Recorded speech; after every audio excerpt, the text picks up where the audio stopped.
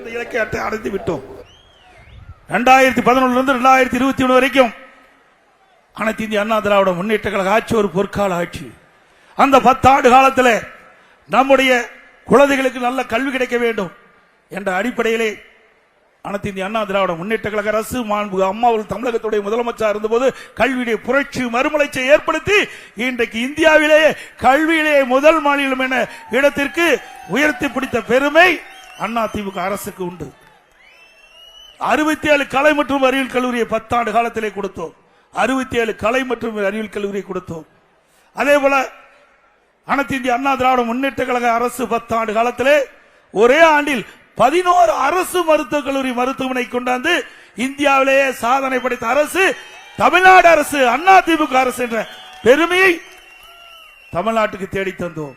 மாண்புமிகு அம்மா இருக்கின்ற பொழுது 6 அரசு மருத்துவக் கல்லூரி மருத்துவமனை, அம்மா மறைவுக்கு பிறகு 11 அரசு மருத்துவக் கல்லூரி மருத்துவமனை. ஆக 2011 2021 வரை 10 ஆண்டு கால அண்ணா திமுக ஆட்சியிலே 17 அரசு மருத்துவக் கல்லூரி மருத்துவமனை கொண்டாந்து நம்முடைய மக்களுக்கு அங்கங்க இருக்கின்ற மாவட்ட மக்களுக்கு தகுந்த சிகிச்சையை அந்த மருத்துவமனை மூலமாக வழங்கப்பட்ட அரசாங்கம் அண்ணா திமுக அரசாங்கம். 21 பாலிடெக்னிக் கல்லூரியை நாங்கள் தமிழகத்திலே கொண்டு வந்தோம்.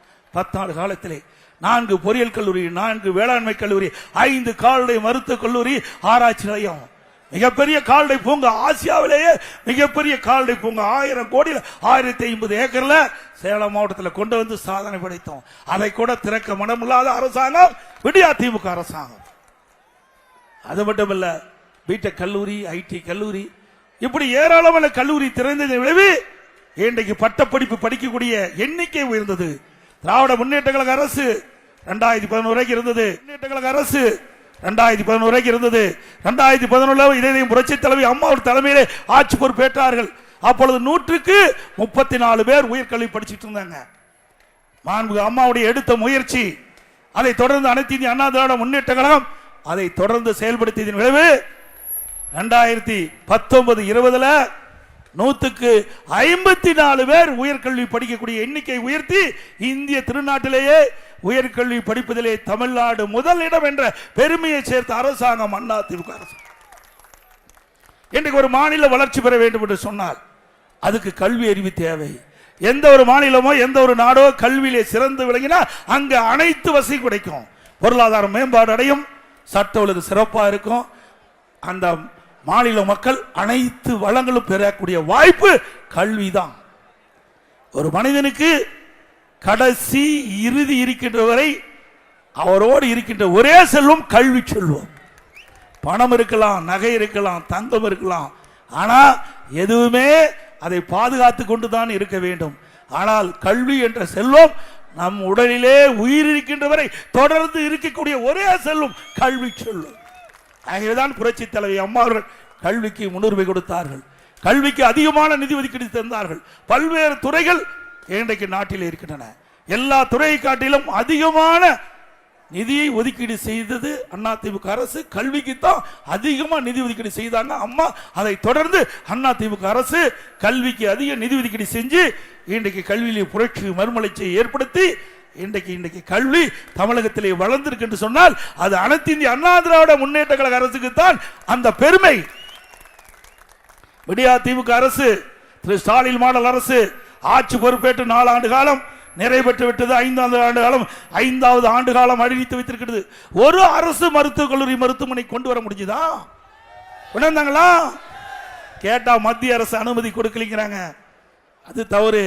இதே புரட்சி தலைவி அம்மா இருக்கின்ற பொழுது 6 அரசு மருத்துவக் கல்லூரி மருத்துவமனை கொண்டு வந்தாங்க. முழுக்க மாநில நிதி, முழுக்க மாநில அரசாங்கத்துடைய நிதியிலிருந்து அரசு மருத்துவக் கல்லூரி மருத்துவமனை திறக்கப்பட்டு மக்களுடைய கோரிக்கையை நிறைவேற்றப்பட்ட அரசாங்கமாக அம்மாவுடைய ஆட்சியிலே பார்க்க முடிஞ்சது. விடியா திமுக ஆட்சியில திறமை இல்லாத ஒரு முதலமைச்சர், பொம்மை முதலமைச்சர் தமிழகத்தை ஆண்டு கொண்டிருக்கின்ற காரணத்தினால எந்த திட்டமும் அவரால் கொண்டு வர முடியாது. அதே போல இன்றைய தினம் இன்றைக்கு உதயநிதி ஸ்டாலின் பேசுறார். இன்றைக்கு விருதுநகர் மாவட்டத்தில் நேற்றைய தினம் பேசியிருக்கிறார். சாத்தூர்ல பேசியிருக்கார். உதயநிதி ஸ்டாலின் அவர்கள் நேற்றைய தினம் சாத்தூர்ல பேசும்போது, அது பூத் கமிட்டி மீட்டிங் நினைக்கிறேன், பேசும்போது ஒரு கருத்து சொல்லியிருக்கிறார். அதுல இன்றைக்கு நாட்டிலேயே ரோல் மாடல் ஆட்சி செய்வது ஸ்டாலினா, ரோல் மாடல் ஆட்சி செய்வது ஸ்டாலினா. அப்படியா செஞ்சுக்கிட்டு இருக்காரு? ரோல் மாடல் இந்தியாவிலேயே அதிக கடன் வாங்குவதிலே முதல் ரோல் மாடல் இன்றைக்கு ஸ்டாலினுடைய அரசாங்கம். இந்தியாவிலேயே பல மாநிலம் இருக்குது, அதிலே கடன் வாங்குவதிலே முதல் மாநிலம் தமிழ்நாடு ரோல் மாடல். உண்மைதான். ஊழல் collection commission corruption role model திமுக அரசாங்கம். அதே போல டாஸ்மாக் 10 ரூபாய் கூடுதலா வாங்குவதில் ரோல் மாடல் திமுக அரசாங்கம். குடும்ப ஆட்சி இன்றைக்கு திராவிட முன்னேற்ற கழக குடும்ப ஆட்சி வாரிசு அரசியல், அதுக்கு ரோல் மாடல் திமுக. பொய் வாக்குறுதி,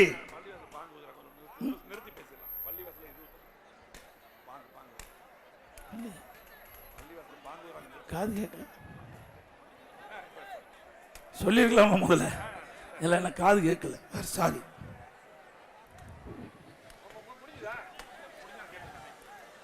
முடிஞ்சுதா?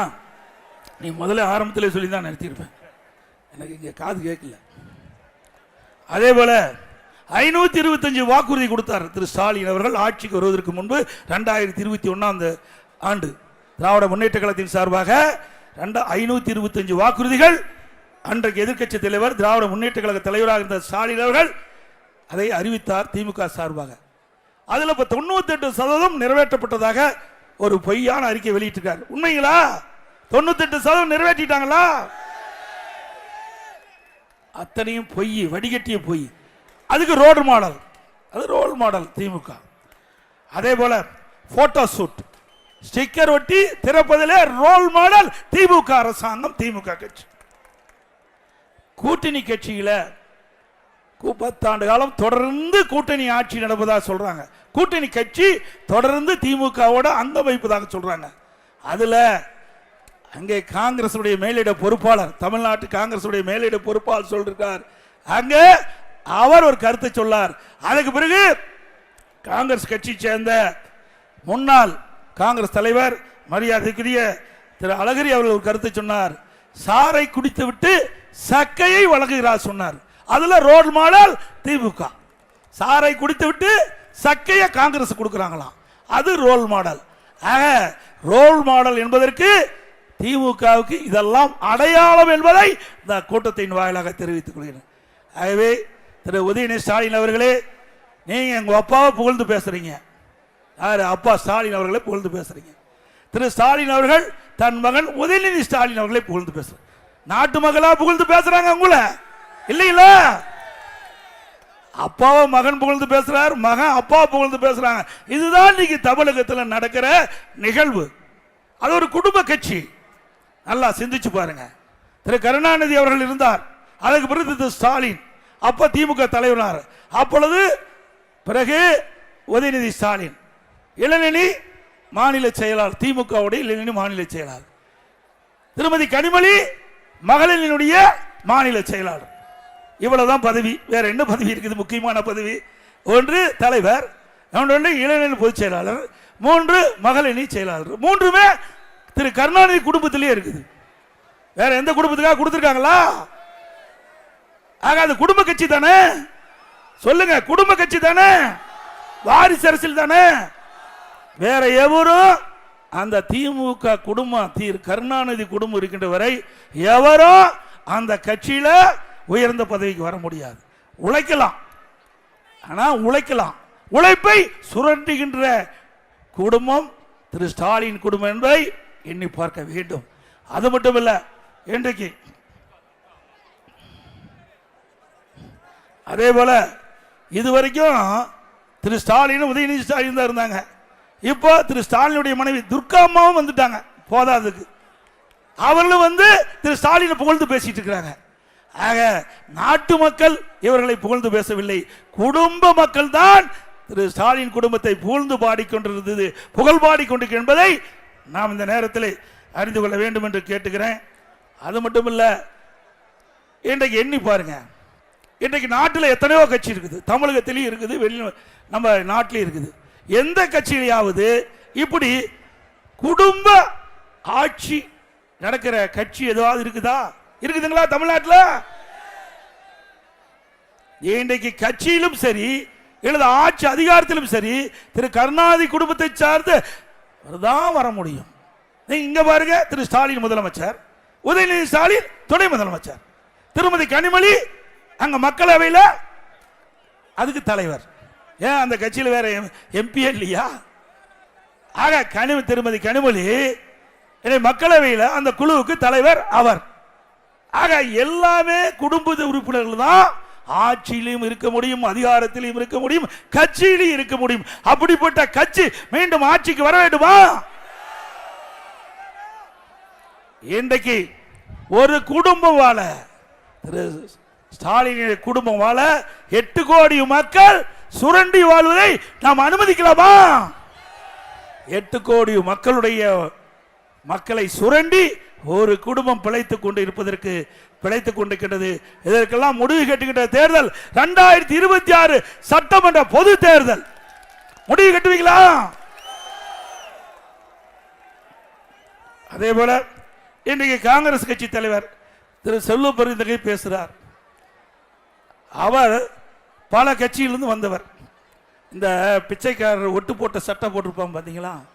பிச்சைக்காரர் ஒட்டு போட்ட சட்டம் மாதிரி இவர் பல கட்சிக்கு போயிட்டு வந்திருக்கார். அப்பப்போ எந்த கட்சிக்கு போறாரோ அந்தந்த கட்சியுடைய கொள்கையை கடைபிடிக்கிறவர் தான் செல்வ பெருந்தகை. அவர் பேசுறார், இன்றைக்கு அந்த கட்சி அவர் வழக்க பார்க்கல. இன்றைக்கு அந்த கட்சியில் இருக்கின்ற அந்த தமிழ்நாட்டு மாநிலத்தினுடைய காங்கிரஸ் மேலிட பொறுப்பாளர் ஒருத்தர் நியமிச்சிருக்கார். அவர் ஒரு கருத்து சொல்றார். முன்னாள் காங்கிரஸ் கட்சி தலைவர் திரு அழகிரி அவர்கள் ஒரு கருத்தை சொல்கிறார்.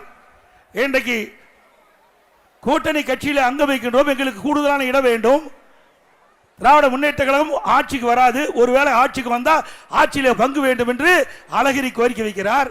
ஆனால் ஒரு காங்கிரஸ் கட்சியுடைய தலைவராக இருந்து செல்வ பெருந்தகை என்ன சொல்கிறார்? ராகுல் காந்தியே ஆட்சியில பங்கு கேட்கவில்லை, நீங்கள் கேட்காதீர்கள் என்று சொல்கிறார். உண்மையிலேயே காங்கிரஸ் கட்சி தொண்டனாக இருந்தால், காங்கிரஸ் கட்சி மீது பற்று இருந்தால், ஆரம்ப காலத்தில் இருந்து காங்கிரசுக்கு உழைத்துக் கொண்டிருந்தால் அந்த எண்ணம் வந்திருக்குமா? ஆக அவருக்கு அந்த எண்ணம் எல்லாம் இல்ல. திமுகவை தாங்கி பிடிக்க வேண்டும். திமுக அரசாங்கத்தை இன்றைக்கு தாங்கி பிடித்துக் கொண்டிருக்கின்ற காங்கிரஸ் தலைவர் திரு செல்வ பெருந்தகை என்பதை நாம் எண்ணி பார்க்க வேண்டும்.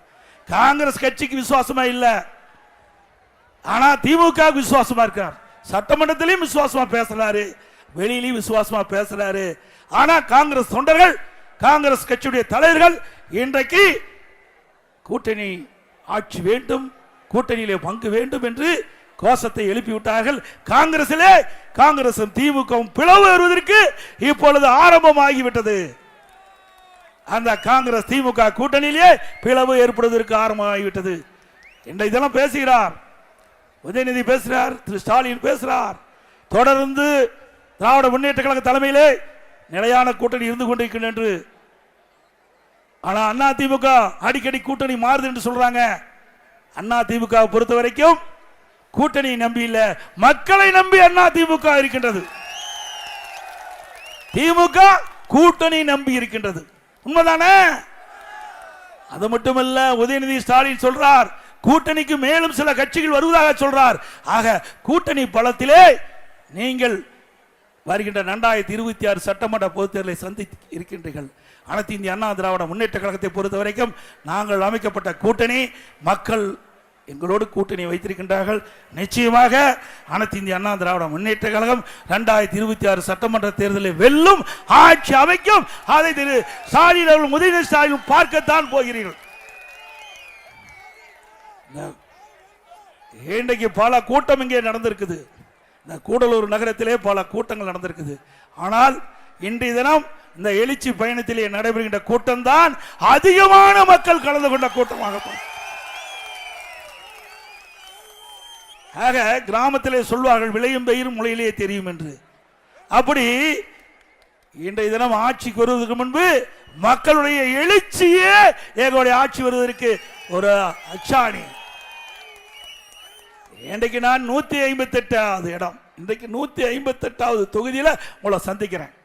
கூடலூர் சட்டமன்ற தொகுதி இந்த எழுச்சி பயணத்தில் 158வது சட்டமன்ற தொகுதி. இந்த 158 சட்டமன்ற தொகுதியில் மக்களை பார்க்கின்ற பாக்கியத்தை நான் பெற்றிருக்கின்றேன்.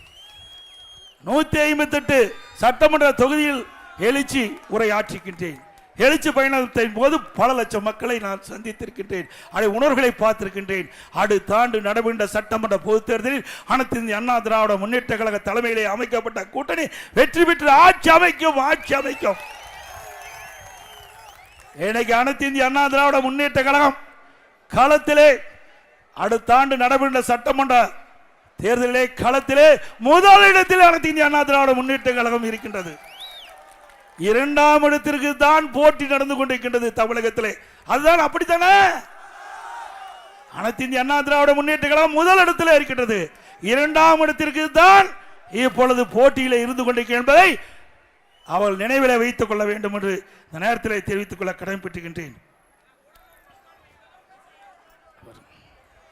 அதே போல இன்றைய தினம் ஸ்டாலின் பேசுறார், அண்ணா திமுக பாரதிய ஜனதாவோட அடிமையின. திரு ஸ்டாலின் அவர்களே, அனைத்து இந்திய அண்ணா திராவிட முன்னேற்ற கழக தொண்டன் கூட யாருக்கு அடிமை இல்லை. தலைவர் மட்டுமல்ல, தொண்டன் கூட அடிமை இல்லை. அப்படித்தான் பொன்மன செம்மல் புரட்சி தலைவர் எம்ஜிஆர், இதை புரட்சி தலைவி அம்மா எங்களை வளர்த்து ஆளாக்கி இருக்கின்றார்கள். உண்மைதானே? நாங்க சொந்த காலில் நிற்கிறோம், சொந்த உழைப்புல நிற்கிறோம். உங்களை போல கூட்டணியிலே இருந்து கொண்டு கூட்டணி கட்சி தலைவர்கள், கூட்டணி கட்சி உங்களை தாங்கி பிடிந்து கொண்டிருக்கின்றது. நாங்கள் அப்படி அல்ல. அடிக்கடி அண்ணா திமுக கூட்டணி மாறும் என்று சொல்கிறீர்கள். ஒரு கட்சி என்றால் அதுக்கு என்று ஒரு கொள்கை இருக்கின்றது. அந்த கொள்கையின் அடிப்படையில் தான் அந்த கட்சி செயல்படும். அந்த அடிப்படையில் தான் அனைத்து இந்திய அண்ணா திராவிட முன்னேற்ற கழகம், இதையும் புரட்சி தலைவர் அம்மா இருக்கின்ற பொழுதும் சரி, இதையும் புரட்சி தலைவர் எம்ஜிஆர் இருக்கின்ற பொழுதும் சரி, அந்த அம்மா இறப்புக்கும் சரி, அதை அவள் கடைபிடித்ததை அண்ணா திமுக இன்றைய வரை கடைபிடித்து வருகிறது. உண்மைதானே? ஆக கூட்டணி என்பது வேற, கொள்கை என்பது வேற. கூட்டணி என்பது தேர்தல் நேரத்திலே வாக்குகள் சிதறாமல் இருப்பதற்கு, எதிரிகளை வீழ்த்துவதற்கு கூட்டணி அமைக்கப்படுகிறது. அந்த அடிப்படையில் தான் நாங்கள் கூட்டணி அமைக்கிறோம். உங்களை போல பல கட்சிகளை கூட்டணியில் வைத்துக் கொண்டு அடிமையாக்க நாங்கள் விரும்பல. எப்பொழுதுமே எங்கள் கூட்டணியில் அங்கம் வைக்கின்றவர்கள் சுயமரியாதையோடு சுதந்திரமாக செயல்படக்கூடியவர்கள் தான் எங்கள் கூட்டணியில் அங்கம் வைத்துக் கொண்டிருக்கிறார்கள். உண்மைதானே? திமுக கூட்டணியில் அப்படியா இருக்குது? ஏன்னா காங்கிரஸ் கட்சிக்கு, காங்கிரஸ் தமிழ்நாட்டுடைய காங்கிரஸ் கட்சியுடைய மாநில தலைவரை திமுக நியமிக்குது. அப்படித்தானே இருக்குது? காங்கிரஸ் கட்சி 100 ஆண்டு விழா கண்ட கட்சி. அப்படிப்பட்ட கட்சி திமுகவுக்கு அடிமையா இருந்து இன்றைய தினம் இன்றைக்கு அந்த மாநில காங்கிரஸ் கட்சியுடைய தலைவரை திமுக தலைவர், திமுக கட்சி யாரை பரிந்துரை செய்தோ அவர்களை இன்றைய தினம் நியமிக்கப்பட்டிருக்கிறாங்க. இப்படி அடிமைத்தனமாக இருப்பது இன்றைக்கு காங்கிரசும் திமுகவும் என்பதை எண்ணி பார்க்க வேண்டும். அது மட்டுமல்ல, இந்த கொடி பறக்குதுல, எதனால பறக்குது? கொடி பறக்குது எதனால பறக்குது? கண்ணுக்கு தெரியுதா காத்து? கண்ணுக்கு தெரியாத காற்றில் கூட ஊழல் செய்கின்ற ஒரே கட்சி திமுக கட்சி. நீங்க எங்களை பத்தி விமர்சனம் செய்வதற்கு எந்த அருகதையும் தகுதியும் இல்லை. ஸ்டாலின் அவர்களே, ஊழல் என்று சொன்னால் திமுக, திமுக என்று சொன்னால் ஊழல், ஊழலின் ஊற்றுக்கண் திமுக. இந்தியாவில் பல மாநிலம் இருக்குது. ஊழலுக்காக கலைக்கப்பட்ட ஒரே அரசாங்கம் திமுக அரசாங்கம். அது யாராலையும் மறக்க முடியாது, மறுக்கவும் முடியாது. அப்படி இருக்கின்ற கட்சி எங்களை பற்றி விமர்சனம் செய்வதற்கு எந்த தகுதியும் இல்லை. அதோட இன்றைக்கு அனைத்து இந்திய அண்ணா திராவிட முன்னேற்ற கழகம் பாரதிய ஜனதாவோட கூட்டணி வச்சிருது. இன்றைக்கு அண்ணா திமுக அமித்ஷா அவளுடைய அலுவலகத்தில் இருக்குதான். நாங்கள் அப்படியே இருக்கிறோம். வாங்க, சென்னையில் அற்புதமான அலுவலகம் இருக்குது, வந்து பார்த்துட்டு போங்க. உங்களுக்கு கண்ணுக்கு தெரியணும், நான் கண்ணாடி வாங்கி தரோம், மூக்கு கண்ணாடி வாங்கி தரோம், முக கண்ணாடி போட்டு பாருங்க. இதே திராவிட முன்னேற்ற கழகம் அந்த கட்சிக்குள்ள குழப்பம் வந்தது, 2ஆ பிரிந்தது, உடைந்தது. திமுக மாண்புமிகு அம்மா இருக்கின்ற பொழுது திமுக 2ஆ உடைந்தது இல்ல, வைகோ வெளியே போனார்ல, வைகோ திமுகவில் இருந்து வெளியேற்றப்பட்டார். வெளியில போய் அந்த கட்சி இரண்டா பிளவுபட்ட போது அந்த திமுக கட்சியினுடைய தலைமை அலுவலகத்தை கைப்பற்றுகின்ற நிலை வருகின்ற பொழுது அதை காப்பாற்றி கொடுத்த அரசாங்கம் அண்ணா திமுக அரசாங்கம். மறந்துவிடாது. பிளே ஸ்டோர் மற்றும் ஆப் ஸ்டோரில் இருந்து பாலிமர் செயலியை QR கோடு மூலம் பதிவிறக்கம் செய்யுங்கள். செய்திகளை உடனுக்குடன் பெறுங்கள்.